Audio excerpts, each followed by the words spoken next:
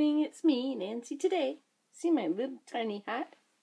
Didn't have one up here, so I picked one from over there where they are stored on the wall.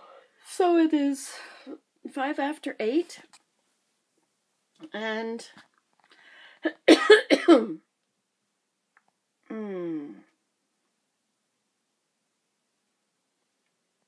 and I'm up. See my room? It's an awesome room. So I have my spinning wheel here. I usually have it where my feet are, but it's here. Somebody wanted, this is my fleece, it's all washed. Somebody wanted me to show them how I pull it apart. But I have to figure out where I'm going to put the camera to do that. Guess I could put it on my lap. Or something like that. Anyway, and I've been making progress weaving. Because my loom is up here, I find what I do is I change what I'm doing every so often. I'll sit in a chair here. I like to turn it the other way so I can see out the window. Maybe what I need is a big mirror, and then I don't have to turn it around all the time. Anyway, so I sit here and I spin for a while. And I weave for a while. And I do things online for a while. This is just when I have to be inside all the time because it's cold out there. Baby, it's cold outside. -9 Celsius. So it's going up to, it's going to go up to a balmy 3 Celsius today. It'll be above freezing. Wait a minute, that's only, hold on, it says it's, right now it's 8 a.m. and it's -4. This afternoon it's going up to +2. I wonder what's happening the rest of the week. Oh, it's going to snow today and tomorrow. Wednesday and Thursday. It's going to snow today and tomorrow, but it's above freezing for those 2 days. Wednesday is going to be below freezing and it's going to snow. You need a thing with an app with a longer range forecast. Do you believe it is in Georgia? It is, well, according to this, it's -4 here, and it's -3 in Athens, Georgia. -5 in Connecticut, 11 in Vlaardingen, -21 in Alert. Did you realize, I was talking to somebody in South Carolina, and because of where we live, well, have you ever traveled and you see what's on the news and what's on the weather? It's always the local stuff. Within, so many hundred of miles, you'll get that forecast. But in our world, because Canada goes to the Arctic, to the North Pole, well, I guess they're debating over who actually owns the North Pole because of what's the landforms under it. It's Canada, Denmark, and the U.S., and Russia. I guess those are the ones who's... But it's ocean up there, so I don't know. But in Canada, the focus here is coast to coast to coast. So our northern coast is the Arctic. And so just like if you're an American, you get the news from coast to coast and up to the border and down to the border. And so your focus is, you get a lot of border crossing situations. That's a big problem and big focus. And also the fisheries on both sides on the oceans, as well as everything going on land.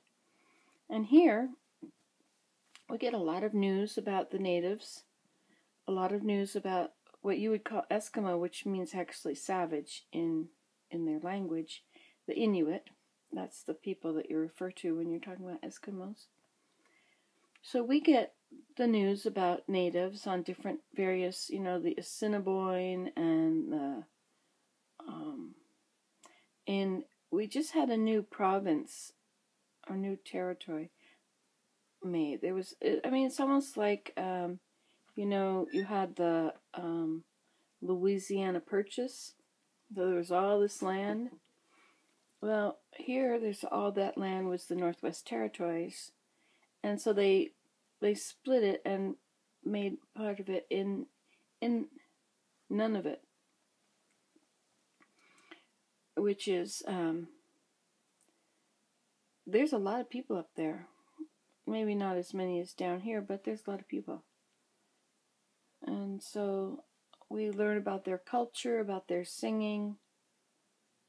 I learned about their basketry and narwhals and narwhal tusks and the ice changing and how dangerous it is because they can't tell their normal hunting grounds are changing because the ice is melting. And so in our news, there's a lot of news for us about the North Pole. And not necessarily just the North Pole, but, you know, the people that live up there and their different problems with police and different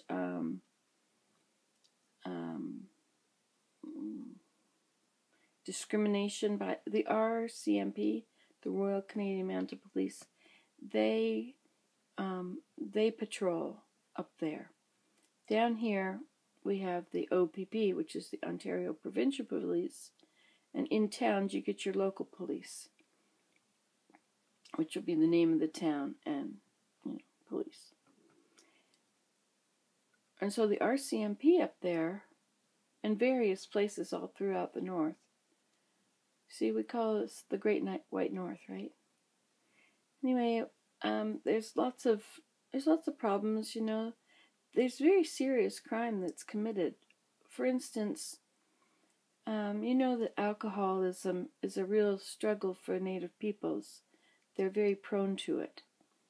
And your bodies are just set up to be, you know, you drink it and you get addicted. Anyway, so up there, you hear the crimes on the news. You hear are the RCMP officer, the local officers that are always in that area. They might take the local drunk and out to the edge of the town and leave them. And you think, well, what's the big deal? You know, walk back in. Well, up there they freeze. They freeze, you know. They're alcoholics, they're drunk, and messes with their body temperature, and they're not wearing the right clothes. And even if they are wearing the right clothes, still, if you get left out there, you know, you freeze to death. Anyway, so that's the kind of terrible crimes that we hear about being committed in the north. They're committed from the local enforcement on the people. And women, there's lots of crimes like that where women are left outside of town. Anyway, so I just thought I would let you know, while you guys are focusing on tunnels under the border and all the problems that brings in, and illegals crossing in, and terrorists coming in from Canada that have gotten through our system and are coming down there. You know, you hear about your concerns are different than our concerns. Just thought I'd tune you in. And I'm very sorry that you have this very, very expensive healthcare thing that has come in. It is in almost no way resembles Canadian healthcare. Almost no way. It's unrecognizable to us. I'm very sorry that this is what you have to deal with, and that it costs you such an enormous amount, and that you can't have your own healthcare providers. We get our own healthcare providers. You know, we get anybody. Anyway, I'm talking about that because somebody was trying to find a more affordable plan. It's highway robbery. It really is. Anyway, won't go into that. That's very politically charged stuff, I guess, now. I don't know. Politics down there are very different from politics up here.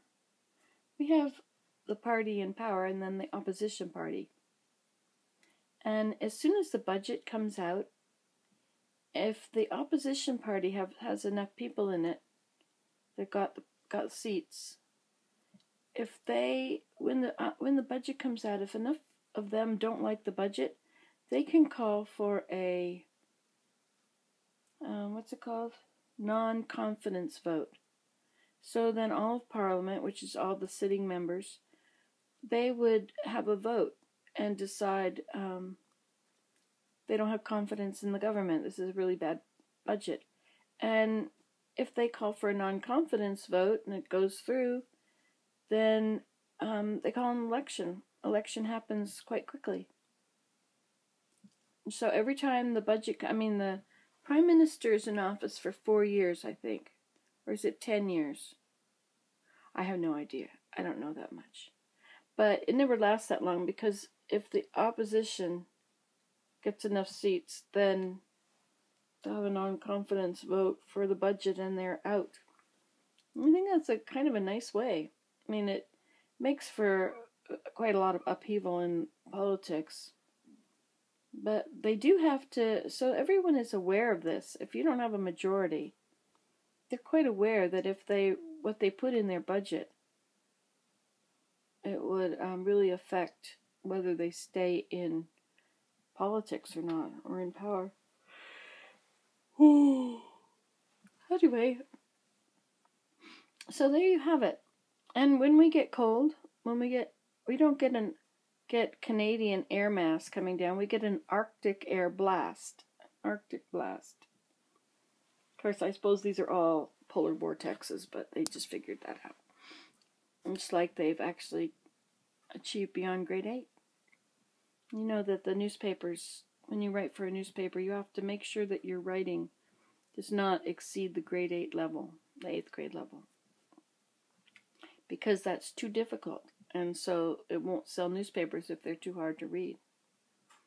I remember sitting at the table on Sundays with my father and my sister and my mother and my brother, and I would take the newspaper. My dad read the newspaper every morning, and the Atlanta Journal and Constitution, and so I would take it from him when he was done, and I would circle all the words I didn't know, which, there were several in every sentence. Big words I still wouldn't know very easily. Resuscitism is probably a typical word. I've learned some words since then. Is that the word? Not even the word, is it?